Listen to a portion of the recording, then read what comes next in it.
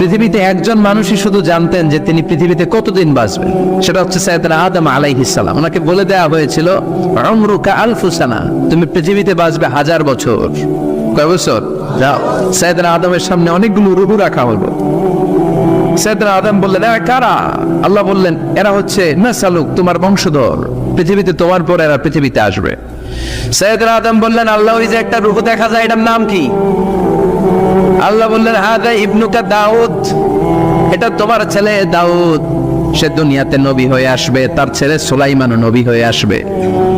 সাইয়েদনা আদম বললেন, মাবুদ, আমার ছেলে দাউদের কত বছর হায়াত আপনি দিয়েছেন? আল্লাহ বললেন, 40 সানা, মাত্র 40 বছর, 4 ইয়ার্স, 40 বছর তোমার ছেলেটা বাঁচবে। ও আল্লাহ, আমি বাঁচবো কয় বছর? তুমি বাঁচবা 1000 বছর। সুবহানাল্লাহ। সাইয়েদনা আদম বললেন, মাবুদ, এত ফুটফুটে সুন্দর আমার ছেলে দাউদ, মাত্র 40 বছর দিলেন কেন? জিদ মিন আমরিহি, বাড়ায়া দেন। কি করেন? মানেন সুপারিশ করতেছে পোলার লাইগা কে? আল্লাহ আপনি বাড়ায়া দেন। আল্লাহকে বাড়ানো যাবে না, লেখা হয়ে গেছে, রুফিআতিল আকলাম ওয়া জাফফাতিস সুহুফ, কলম তুলে নেওয়া হয়েছে আর কালি শুকায় গেছে, আর কিছু করা যাবে?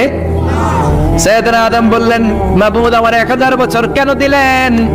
আমার এই সুন্দর ফুটফুটে ছেলেটারে মাত্র শুধুমাত্র 40 বছর কেন দিলেন? ও মাবুদ, আমার 1000 বছরের দরকার নাই, আমার 1000 বছর থেকে 60 বছর আমি আমার ছেলেরে দিয়ে দিলাম।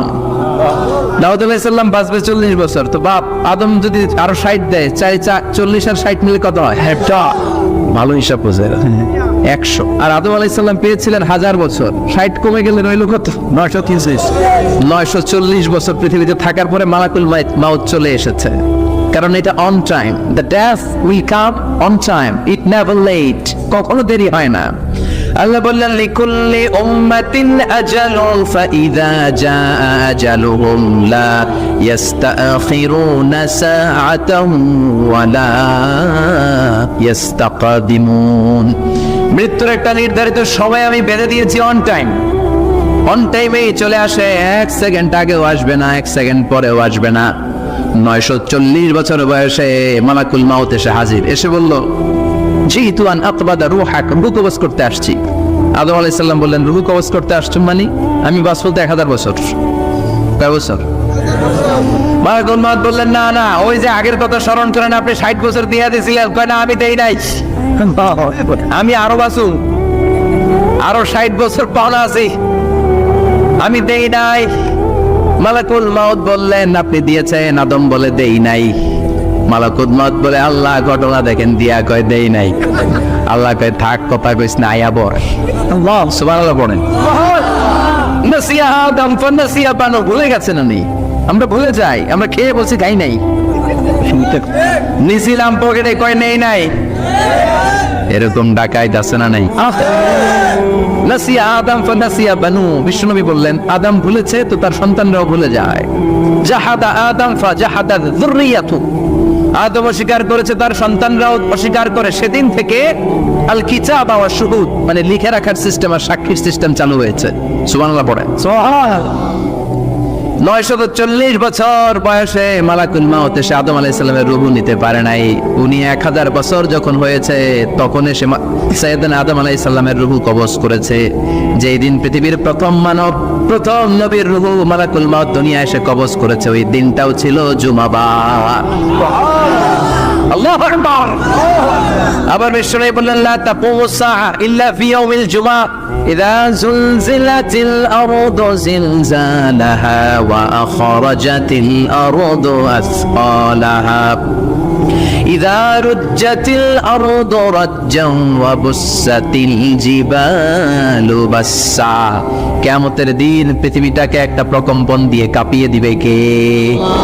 মারাত্মক একটা ঝাঁকুনি দিবে আল্লাহ, পুরো পৃথিবীটা কেঁপে ভেঙে চুরে খান খান হয়ে যাবে। এই ঝাঁকুনি আর আর্থকোয়েক, ভূমিকম্প এর ঘটনাটা যেদিন ঘটবে ওই দিনটাও হচ্ছে জুমার দিন। চিৎকার করে পড়েন সুবহানাল্লাহ। তার মানে আদম সৃষ্টি হলো জুমার দিনে, দুনিয়ায় নামিয়ে দেওয়া হলো জুমার দিনে, তওবা কবুল করে নেওয়া হলো জুমার দিনে, রূহ কবজ করা হলো জুমার দিনে, আবার কিয়ামত সংগঠিত হবে জুমার দিনে। পড়েন সুবহানাল্লাহ। আবার বিশ্বনবী বললেন, আর রমাদান ইলা রমাদান, এক রমজান থেকে আরেক রমজানের মাঝখানে যত গুনাহ হয় মাফ করে কে? তারপরে বিশ্বনবী বললেন আল উমরাতু ইলাল উমরাহ, কেউ যদি একবার উমরা করে পরে আবার করলে 2 উমরার মাঝখানে গুনাহগুলো মাফ করে দেয় কে?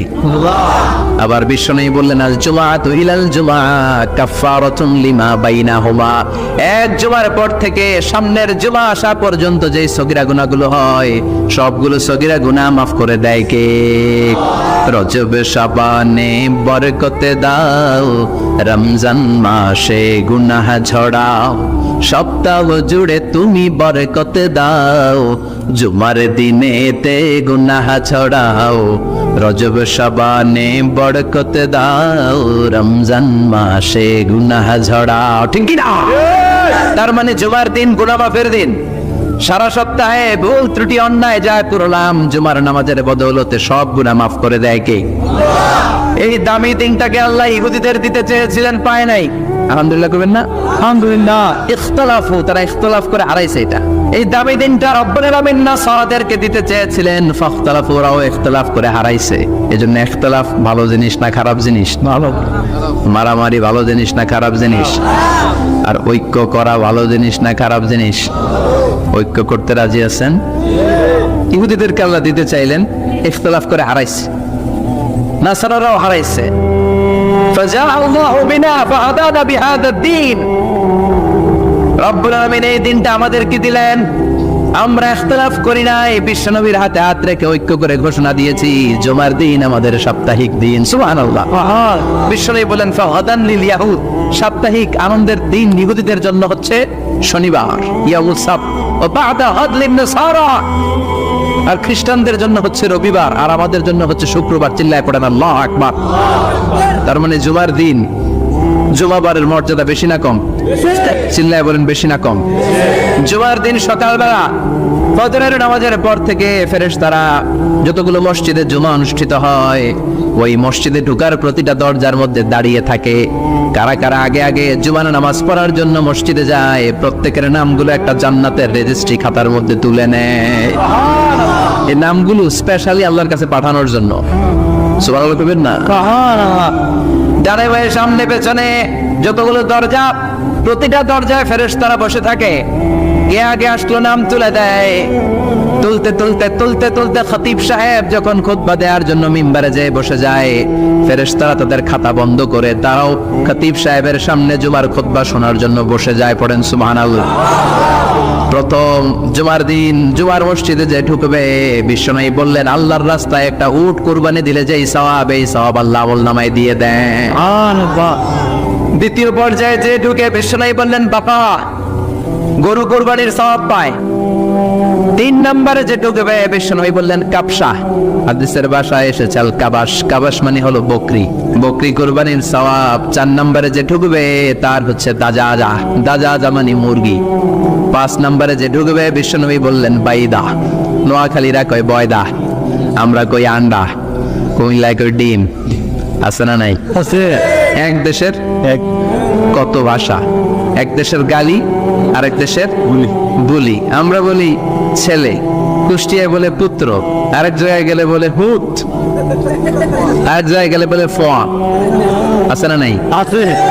এক এলাকায় বলে বেটা ছেলে, ছেলেদেরকে বেটা ছেলে। মরদ হওয়া, মরদ হওয়া হইতে না, মরদ হওয়া হদ্দে।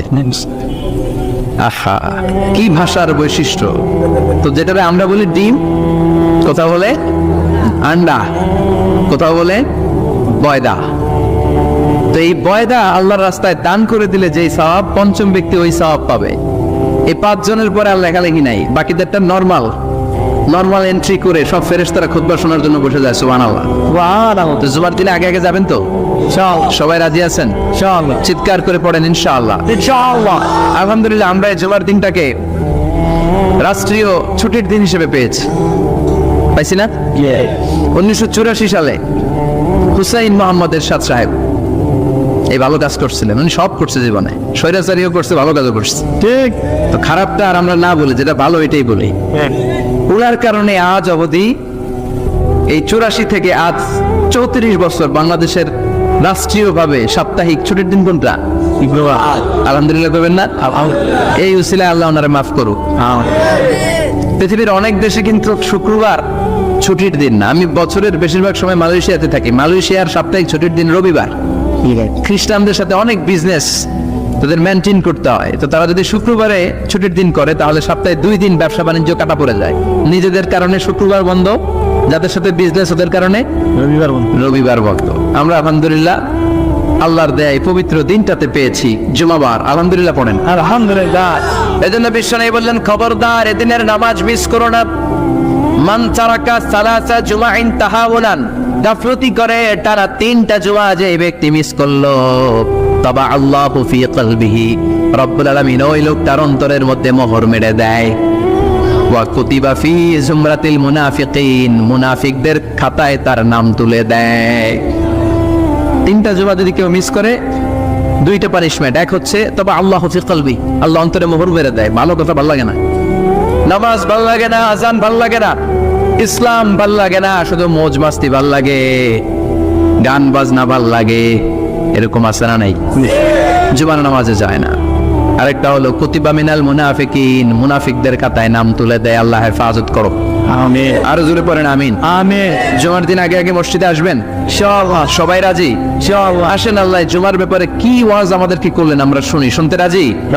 আল্লাহ বললেন, ইয়া আইয়ুহাল্লাযীনা আমানু ইযা নুদিয়া লিস-সালাতি মিন ইয়াউমিল জুমআতি ফাসআউ ইলা যিকরিল্লাহি ওয়া যারুল বাই', যালিকুম খায়রুন লাকুম ইন কুনতুম তা'লামুন। পড়েন না আল্লাহু আকবার। আল্লাহ বললেন, ও আমার মুমিন বান্দারা শোনো শোনো। আপনাদেরকে অ্যাড্রেস করে আল্লাহ বলছেন, ও আমার মুমিন বান্দারা শোনো, ইযা নুদিয়া লিস-সালাতি মিন ইয়াউমিল জুমআ, জুমার নামাজের আযান যখন দেয়া হয়, ফাসআউ ইলা যিকরিল্লাহ, আল্লাহর স্মরণে তোমরা ধাবিত হও। ওয়া যারুল বাই', কেনাবেচা বন্ধ করে দাও। যালিকুম খায়রুল লাকুম ইন কুনতুম তা'লামুন, এটাই তোমাদের জন্য কল্যাণ যদি তোমরা বুঝতে পারো। জুমার নামাজের আজান যখন হয়, ফাসআউ ইলা যিকরিল্লাহ, আল্লাহর স্মরণে তোমরা বের হয়ে যাও। আল্লাহু আকবার। ফাসআউ ইলা যিকরিল্লাহ ইযা নুদিয়া লিস-সালামি ইয়াউমিল জুমআ, জুমার নামাজের আজান যখন দেয়া হয় বের হয়ে যাও, তখন কোনো কাজ রাখা যাবে না। এই আজান দেওয়ার উদ্দেশ্য হচ্ছে খতিব সাহেব খুতবা দেওয়ার জন্য মেম্বারে বসলে যে আজানটা দেয়া হয়, এই আজান। কথা বুঝতে পেরেছেন? কিন্তু দুর্ভাগ্যজনক হলে সত্য, আমাদের বাংলাদেশে এই আজানটা কেন যেন মুয়াজ্জিন ভাইরা ইমাম সাহেবের সামনে এসে আস্তে আস্তে দেয়, ছোট ছোট করে ইমাম সাহেবের মুখের উপরে দেয়, মাইকে দেয় না। এটা পাইছে কই? এটা যে কোত্থেকে ঢুকছে এক আল্লাহই ভালো জানে। আজান মানে অ্যানাউন্সমেন্ট। আজান মানে কি? কথা বলেন। অ্যানাউন্সমেন্ট কি জোরে হবে না আস্তে? তো সব আজান মাইকে এত সাউন্ড করে, এই আজানটা ইমাম সাহেবের মুখের সামনে এসে ছোট ছোট করে কেন দেয়? এটার কোনো দলিল আছে বলে আমার জানা নাই। এই আজানটা মাইকে হতে হবে। আমি পৃথিবীর যত দেশ ঘুরেছি, অনেক বড় বড় মসজিদে আমি জুমার সালাত করেছি। সব জায়গায় মক্কাতুল মুকাররমা সহ, মসজিদে নববী সহ সব জায়গায় খতিব সাহেব জুমার মিম্বারে বসার পরে যে আজানটা দেয়া হয়, এটা অন্যান্য আজানের মতো মাইকে দেয়া হয়। আল্লাহ বললেন, ইযা নুদিয়া লিস-সালামি ইয়াউমিল জুমআ, জুমার দিনে আজান যখন দেয়া হয়, এই আজান দ্বারা উদ্দেশ্য হচ্ছে খতিব বসলে যে আজান 12:30 12:15 দিকে যে আজান, এই আজান উদ্দেশ্য নয়। বিশ্বনবীর সময়ে এই 12:30 12:15 দিকে যে আজান ছিল, এটা ছিল না। বিশ্বনবীর সময় ছিল না, আবু বকরের সময় ছিল না, সাইয়েদনা ওমর ফারুকের সময় ছিল না। এটা চালু হয়েছে সাইয়েদনা উসমান যুন নূরাইনের সময়। তখন মদিনাতে মানুষের সংখ্যা অনেক বেড়ে গিয়েছে, লোকজন আর জায়গা হয় না, মুসল্লিতে ঠাসাঠাসি। উনি ঘোষণা দিলেন, সুক জাওরা, জাওরা নামক বিশাল একটা বাজার আছে, ঘোষণা দিলেন এখন থেকে ওই জায়গায় জুমার নামাজ হবে। মানুষ যেন আগ থেকে প্রস্তুতি নিয়ে আসতে পারে, এজন্য জাওরা নামক বাজারে উনি আরেকটা আজান দেওয়ার প্রচলন করলেন। সুবহানাল্লাহ। সেখান থেকে আজ অবধি আমরা এই অতিরিক্ত আজানটা দিয়ে থাকি। এটা নবীর সুন্নাত না, এটা সাহাবীর সুন্নাত। বিশ্বনবীর সুন্নাহ মেনে নেওয়ার জন্য আবশ্যক, 4 খলিফার থেকে পাওয়া সুন্নাতগুলো মেনে নেওয়া আবশ্যক। বিশ্বনবী বলেন, আলাইকুম বিসুন্নতি ওয়া সুন্নাতিল খুলাফায়ে রাশিদিন আল মাহদিয়িন, আমার সুন্নাত ধরবা। হেদায়েত প্রাপ্ত 4 খলিফার সুন্নাত ধরবা। কেমনে ধরবা? ইক্ষু ছিলেন? ইক্ষু না গ্যান্ডারি নাকি আখ না কুশাই? কুশাই, হ্যাঁ, আখ। কাঁচা আখ খায় কি করে? এই সামনের দাঁত দিয়ে ভাঙে না? সামনের দাঁত দিয়ে বলে ভাঙ, চাপার দাঁত দিয়ে, এই জায়গার দাঁত দিয়ে শক্ত করে ধরতে হয়। বিশ্বনবী বললেন আব্দু আলাইহা বিন নওয়াজিজ, আমার সুন্নাত আর সাহাবীদের সুন্নাতকে চাপার দাঁত দিয়ে আঁকড়ে ধরো যাতে ছুটে না যায়। চিল্লায় পড়েন আল্লাহু আকবার, আল্লাহু আকবার। এটা সাইয়েদনা উসমানের সুন্নাত। বিশ্বনবী বললেন ইযা নুদিয়া লিস-সালাহ মিন ইয়াউমিল জুমআতি ফাসআউ ইলা যিকরিল্লাহ, জুমার দিনের আযান যখন দেয়া হয় ফাসআউ ইলা যিকরিল্লাহ, আল্লাহর স্মরণের দিকে ধাবিত হও। দেরি করো না। দেরি করা যাবে? আযান হইলে কোনো কাজ রাখবেন? কোনো ব্যস্ততা থাকবে?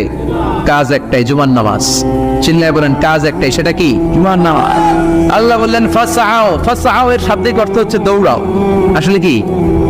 তো এই দৌড়াও দিয়ে আসলে দৌড়াও বোঝানো হয়নি, এটা দ্বারা বোঝানো হয়েছে আল মুবাদারা ওয়াল ইহতিমাম, ইম্পর্টেন্স দেয়া, এমফাসাইজ করা, গুরুত্বের সাথে আগে আগে প্রস্তুতি নাও। ফাসআউ দ্বারা দৌড়ানো বোঝানো হয়নি। প্রমাণ কি? কারণ বিশ্বনবী দৌড়ে দৌড়ে নামাজে যেতে নিষেধ করেছেন। বিশ্বনবী বলেছেন ইযা উকিমাতিস সালাহ, মনোযোগ দিয়ে শুনেন, ইযা উকিমাতিস সালাতু ফালা তাতুহা তাসআউন ওয়া আতুহা তামশুন আলাইকুম বিসাকিনাহ ফামা আদরাকতুম ফাসাল্লু ওয়া মা ফাতাকুম ফাতিম্মু। যখন নামাজ শুরু হয়ে যায় দৌড়ে দৌড়ে যাবে না, চুল হেঁটে হেঁটে যাও। আলাইকুম বিসাকিনাহ, ধীরে ধীরে যাও। ফামা আদরাকতুম ফাসাল্লু, ইমাম সাহেবের সাথে যে যত রাকাত পাবা পড়বা। ওয়া মা ফাতাকুম ফাতিম্মু, যেটা ছুটে যায় নিজে নিজে পড়ো, কবুল করে নেবে কে? আল্লাহ। কিন্তু দৌড়ে যায় নামাজ দেওয়া যাবে? খবরদার, ধীরস্থির ভাবে যাবেন। হাঁটার মধ্যে একটা গুরুত্ব দিয়ে তাড়াতাড়ি ধরতে চাবেন, কিন্তু দৌড়ে যাওয়া যাবে?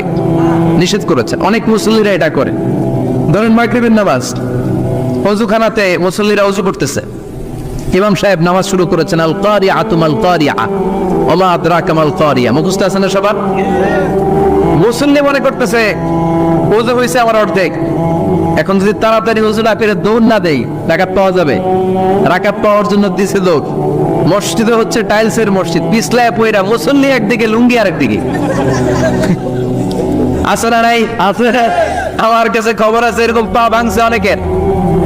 রাকাত ধরার জন্য মুসল্লি তাড়াহুড়ো করে দিছে দৌড়, মুসল্লি একদিকে লুঙ্গি, ট্যাং ভাঙা শেষ, এখন ল্যাংড়া।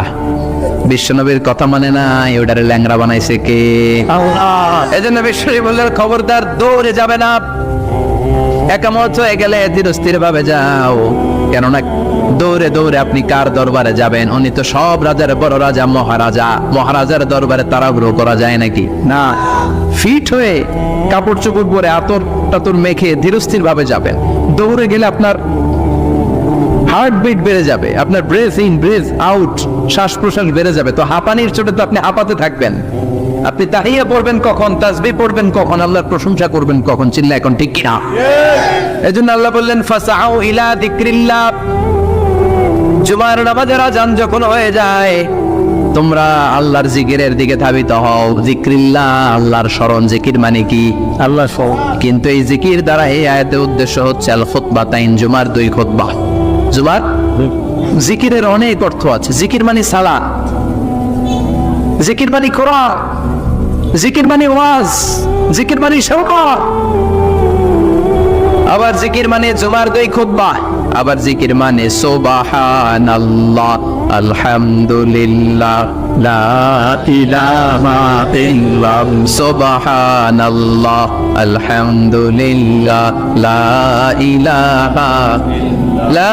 ইলাহা ইল্লাল্লাহ, মুহাম্মাদুর রাসূলুল্লাহ সাল্লাল্লাহু। এটাও জিকির। সুবহানাল্লাহ, আলহামদুলিল্লাহ, আল্লাহু আকবার। এই তিন জিকিরের চেয়ে শ্রেষ্ঠ কোন জিকির আছে? কথা কন না। বিশ্বনবী প্রত্যেক ফরজ নামাজের পরে সুবহানাল্লাহ 33 বার, আলহামদুলিল্লাহ 33 বার, আল্লাহু আকবার 34 বার পড়তেন। রাজি আছেন? সবাই পড়তে রাজি আছেন? ইনশাআল্লাহ। লাফালাফি করবেন না তো? ঘাড় বাঁকা করবেন না তো? হুই হুই করে চিল্লাপাল্লা করা যাবে? জিকিরের মধ্যে সৌন্দর্য আছে না নাই? আল্লাহ নিজেও সুন্দর, আল্লাহর কাছে যেটা আমরা পেশ করব সবটাই সুন্দরভাবে পেশ করতে হয়। চিল্লা এখন ঠিক কিনা? তার মানে জিকিরের অনেক অর্থ। জিকিরের এক অর্থ হলো কোরআন।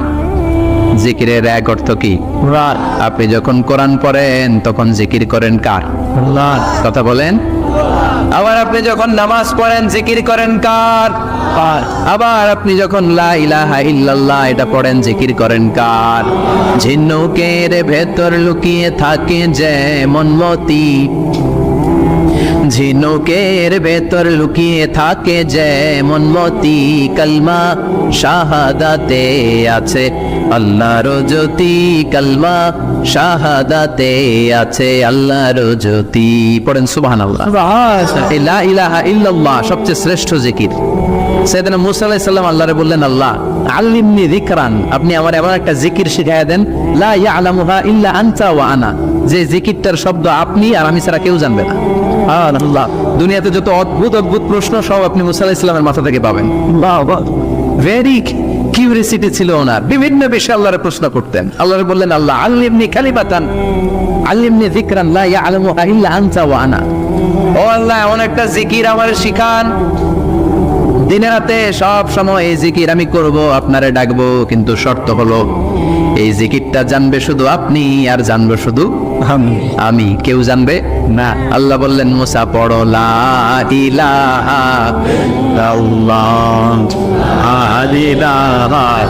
লা ইলাহা ইল্লাল্লাহু মুহাম্মাদুর রাসূলুল্লাহ সাল্লাল্লাহু। আল্লাহ বললেন, মুসা পড়ো লা ইলাহা ইল্লাল্লাহ। মুসা আলাইহিস সালাম কয়, মাবুদ এটা তো জাতীয় জিকির, সবাই জানে।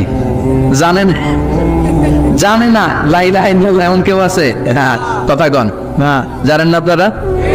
কথা বলেন, জানেন না? মুসা আলাইহিস সালাম বললেন, আল্লাহ এটা জাতীয় জিকির কইলেন কেন? আমি তো চাইছি এক্সট্রা অর্ডিনারি, অসাধারণ একটা জিকির, সুপার ক্যালিফ্রাজিলিস্টিক এক্সপিয়ালিডোসাস, এক্সেলেন্ট একটা জিকির, আনপ্যারালাল, কারো কাছে নাই, শুধু আমি জানবো আর আমি পড়বো।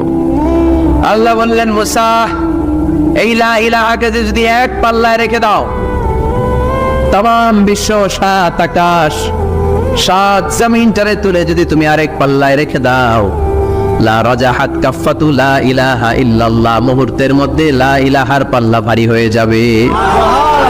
ও মুসা, তুমি যতই এক্সক্লুসিভ জিকির চাও, লা ইলাহার চেয়ে দামি জিকির আমার কাছে নাই। চিৎকার করে পড়তে হবে আল্লাহু আকবার। তার মানে নামাজ ও জিকির, কোরআন ও জিকির, এই যে আমরা ওয়াজ করতেছি এটাও কি? কথা কন। বিশ্ব নবীর আল্লাহ বললেন, ও নবী ফাযাক্কির ইন্নামা আনতা, ও নবী আপনি জিকির করেন মানে ওয়াজ করেন। ইন্নামা আনতা মুযাক্কির, ও নবী আপনি ওয়াজ করে শোনান। লাস্তা আলাইহিম বিমুসাইতির, আপনারে দারোগা বানিয়ে পাঠাই নাই, আপনি শুধু ওয়াজ করেন। কার কথা? চিল্লায় বলেন কার কথা? আল্লাহর। কিন্তু এইখানে জিকির দ্বারা উদ্দেশ্য হচ্ছে জুমার খুতবা।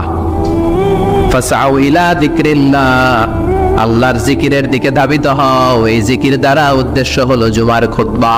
তার মানে জুমার খুতবা যে খতিব সাহেবরা দেন, এখানে মসজিদের খতিব আছেন কারা কারা? দেখি একটু হাত তোলেন তো। 1 2 3 4 5 6 7, গুণে শেষ করা যাবে না, অনেক খতিব। আল্লাহ এই খতিবদেরকে তুমি কবুল করো, আর জোরে পড়েন আমিন।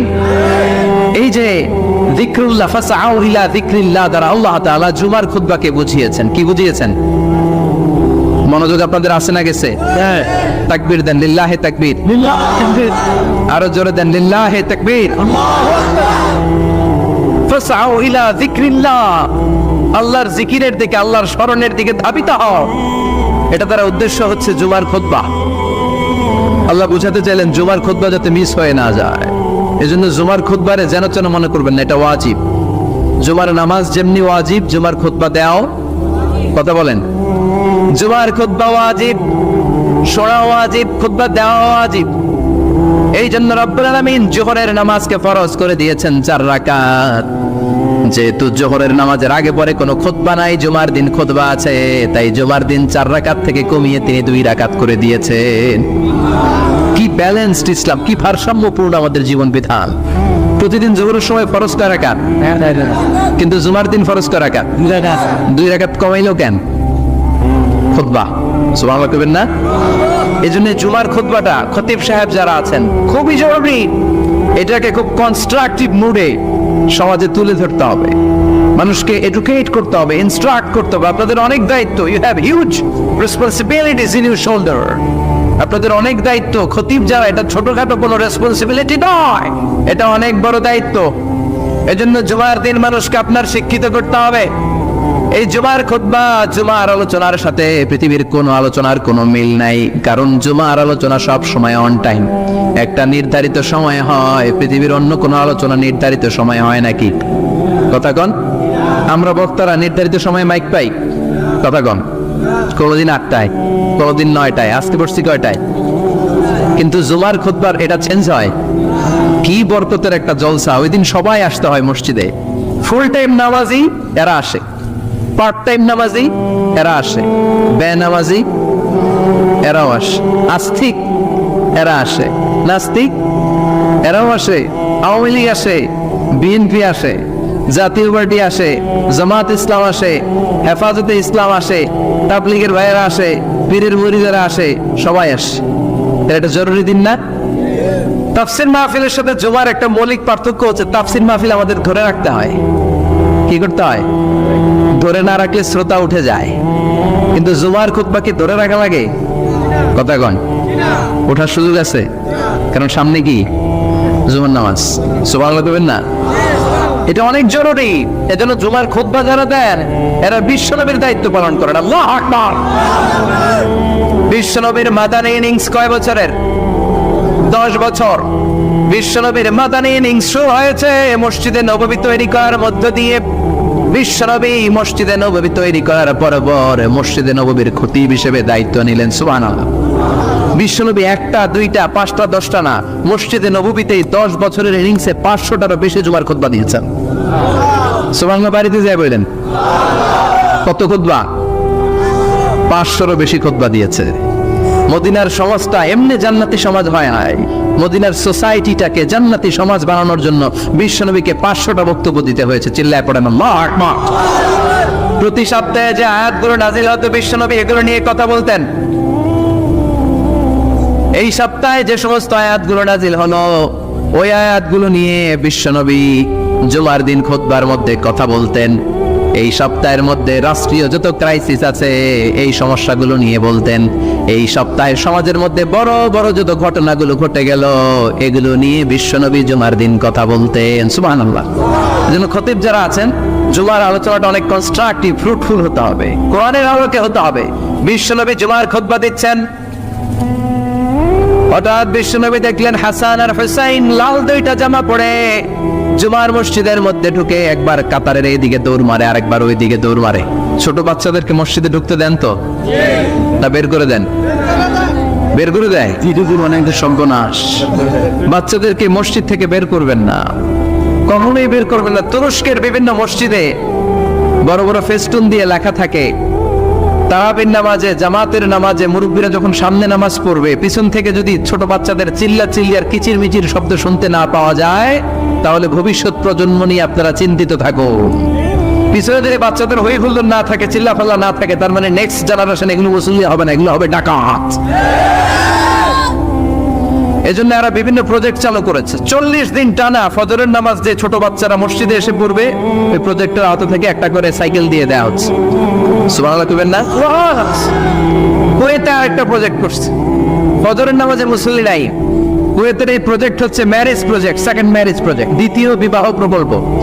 কি কাজ এই প্রকল্পের? তারা ঘোষণা দিল মসজিদে ফজরের সালাতে মুসল্লি পাওয়া যায় না, তো যারা যারা ফজরের নামাজে মসজিদে আসবে না, টাইমলি আসবে না, তাদেরকে মসজিদের টাকা দিয়ে মসজিদের অর্থায়নে দ্বিতীয় বিবাহের ব্যবস্থা করে দেওয়া হবে।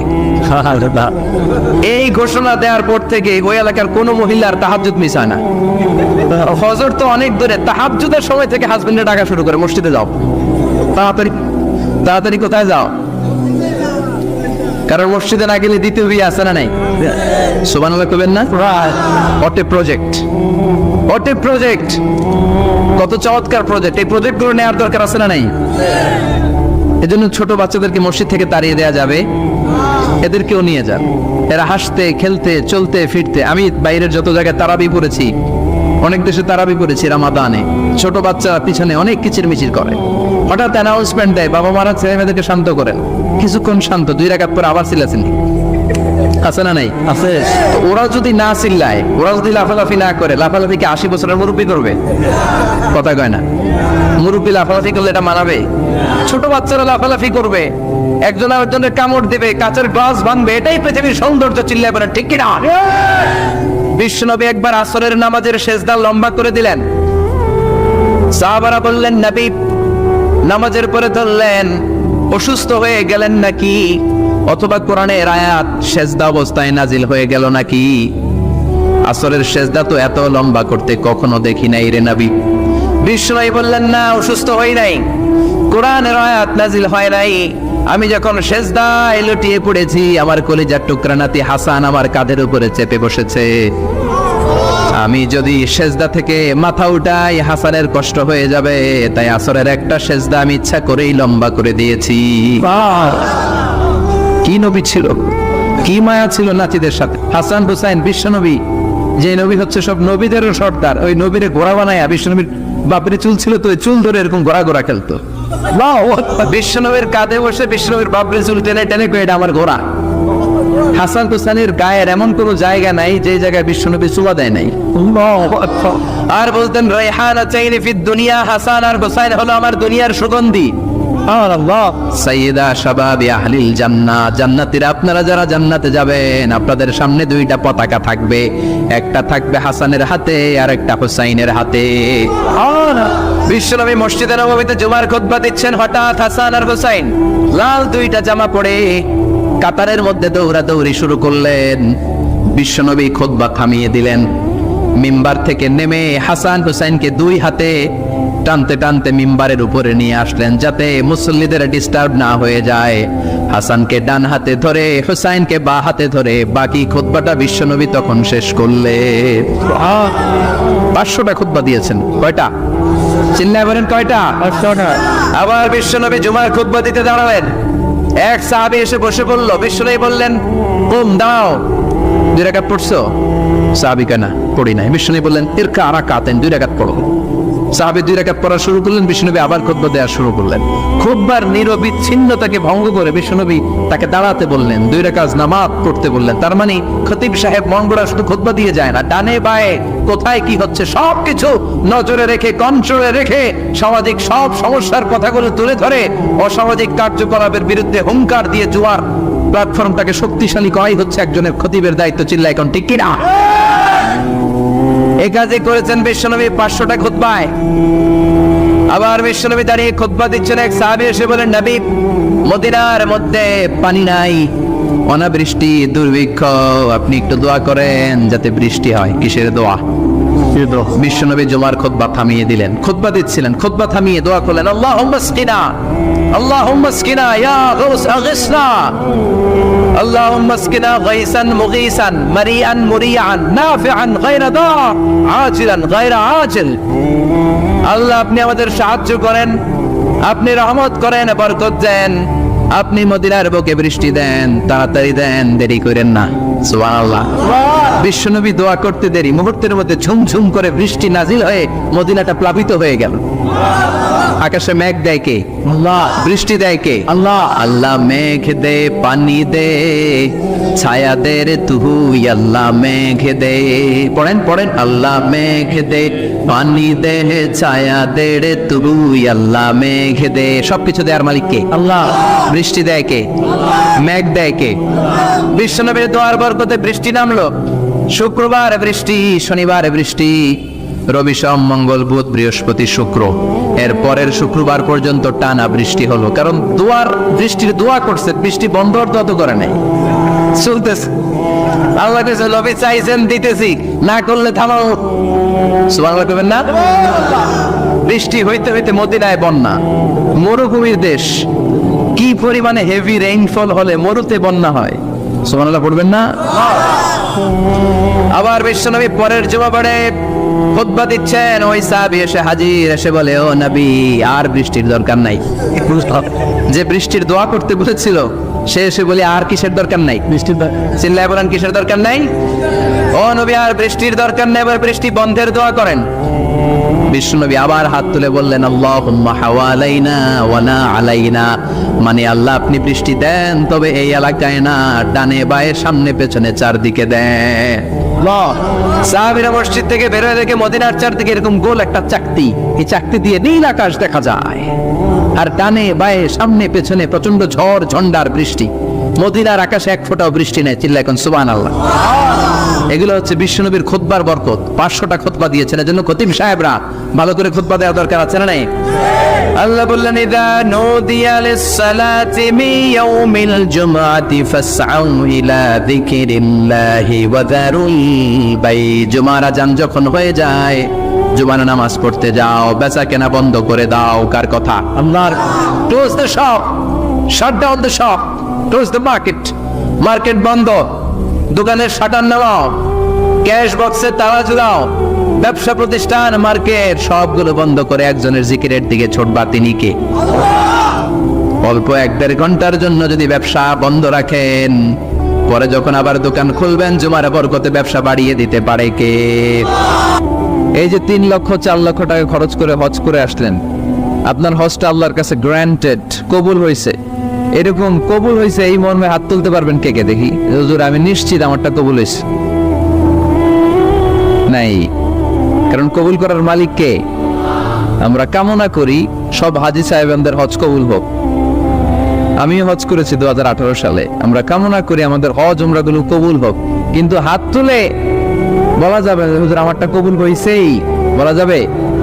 হইতেও পারে, নাও হইতে পারে। হাজী সাহেব লেখার জন্য, আল হাজ লাগানোর জন্য অনেকে যায়, আছে না নাই? তাওয়াফুল ওয়াদা একটা তাওয়াফ আছে, বিদায়ী তাওয়াফ। কি তাওয়াফ?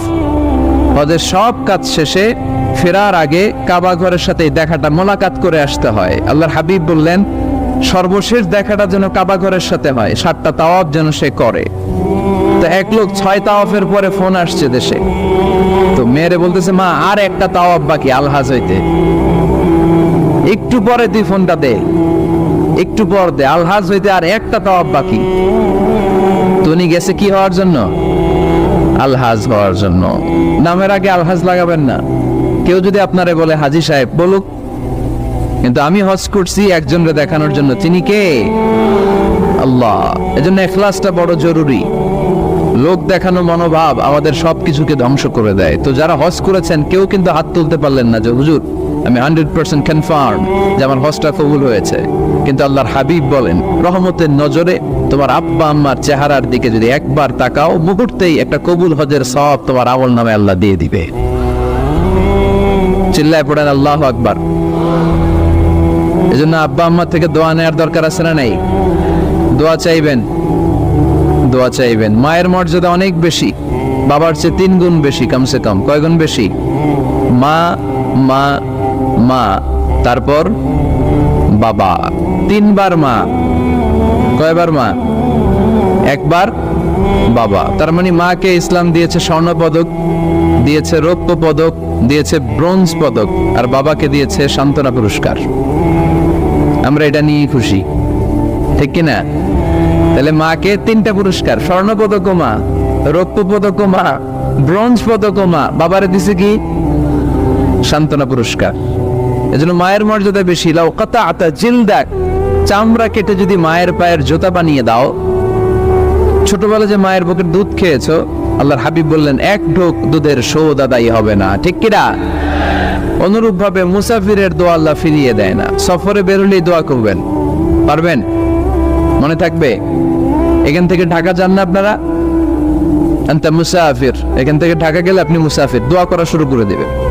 যদি জুলুমের শিকার হন, মাজলুম, ইত্তাকু দাওয়াতাল মাজলুম, আল্লাহর হাবিব সাল্লাল্লাহু আলাইহি ওয়াসাল্লাম বললেন মজলুমের বদদোয়াকে ভয় করো, কারণ মজলুমের বদদোয়া আর আল্লাহর আরশের মাঝখানে আল্লাহ কোনো পর্দা রাখে না।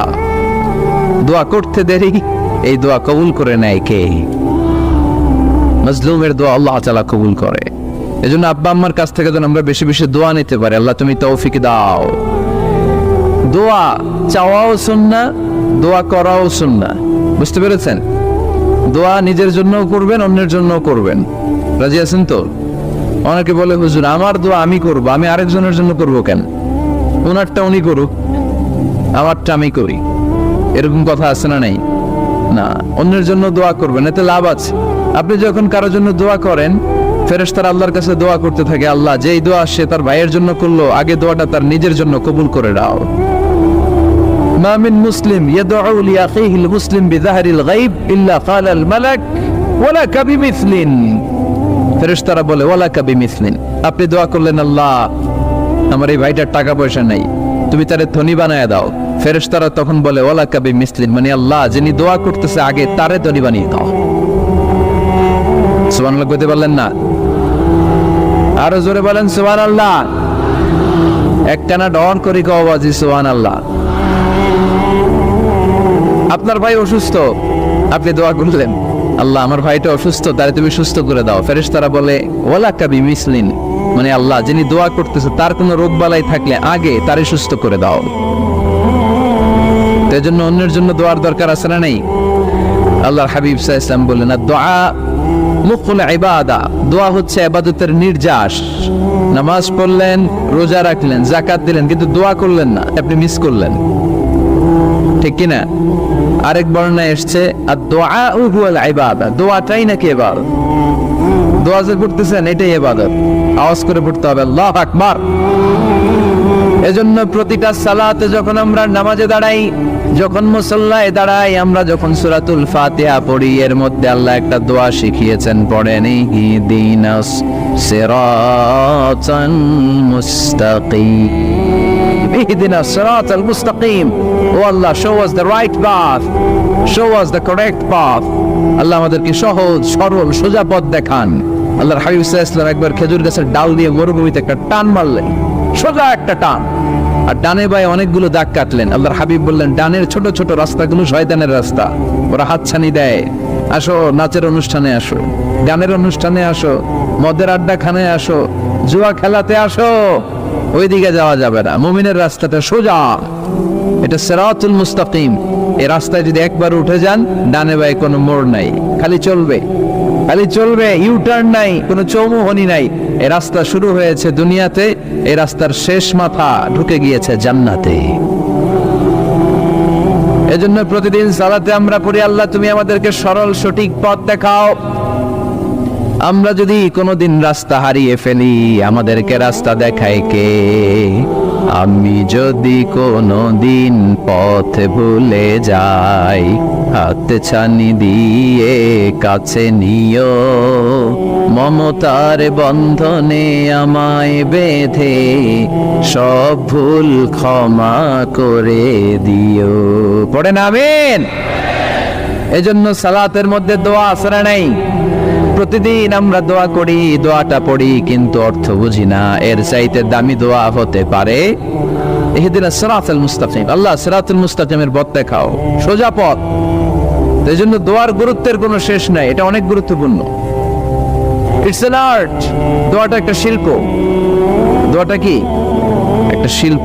এটাকে রপ্ত করতে জানতে হয়, এটাকে আত্মস্থ করতে জানতে হয়। সব কাজের মধ্যে first class, second class, third class আছে না নাই?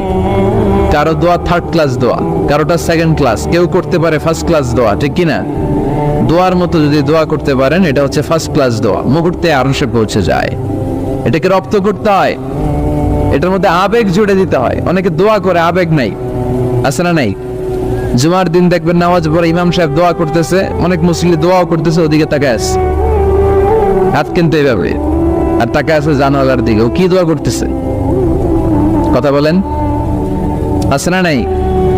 এই জন্য দোয়াটা করবেন কায় মনোবাক্যে, খুব আন্তরিকতা দিয়ে, হৃদয় থেকে। আপনার চোখের পানি যেন ঝরে। চোখের পানি যদি কোনো দোয়ার মধ্যে পড়ে, আপনি বুঝে যাবেন এই দোয়া আল্লাহর কাছে কবুল। চোখের পানি এত দাম। 2 ফোঁটা পানি আল্লাহর কাছে সবচাইতে প্রিয়। এক হচ্ছে জিহাদের ময়দানে শহীদের শরীর বেয়ে ঝরে পড়া রক্তের পানির ফোঁটা, দ্বিতীয়টা হলো অনুতপ্ত বান্দার চোখের পানির ফোঁটা। নিজের ভুলগুলো বুঝতে পেরে কেউ যখন কান্না করে আল্লাহর কাছে কাঁদে, তার চোখের পানি চোখ বেয়ে নাকের ডগা বেয়ে মাটিতে পড়ার আগেই ওই ক্রন্দনরত বান্দার জীবনের সব গুণ আল্লাহ মাফ করে দেয়। এজন্য কান্নার কোনো বিকল্প নাই, কাঁদতে হবে, কাঁদলেই ক্ষমা পাওয়া যাবে। তাহলে দোয়া হচ্ছে একটা আর্ট, আমরা বুঝলাম। ইটস অ্যান আর্ট, এটা শিল্প। এটাকে আত্মস্থ করতে জানতে হয়। কেমন করে এই দোয়াটা করলে দোয়া কবুল হয়, কখন করলে কবুল হয়, এটার প্রসিডিউরটা কি, what is the mechanism two be accepted hour সাপ্লিকেশন, কেমন করে কবুল হবে, আজকে এই মেকানিজমটা একটু আমরা জেনে যাব ইনশাআল্লাহ পরে। রাজি আছেন তো সবাই? মানুষের তাকদীরের কোনো চেঞ্জ হয় না, আর তাকদীর লা ইয়ারুদ, তাকদীরের কোনো চেঞ্জ হয়? মহাবিশ্ব সৃষ্টির 50,000 বছর আগে আমাদের তাকদীর লিখে রেখেছে কে? এই তাকদীরের কোনো চেঞ্জ নাই। এজন্য আমরা বলি খাইরিহি ওয়াল কদর খাইরিহি ওয়া শাররিহি মিনাল্লাহি তাআলা। এই তাকদীরের ভালো হোক চাই মন্দ হোক সব লিখে রেখেছে কে? এটার কোনো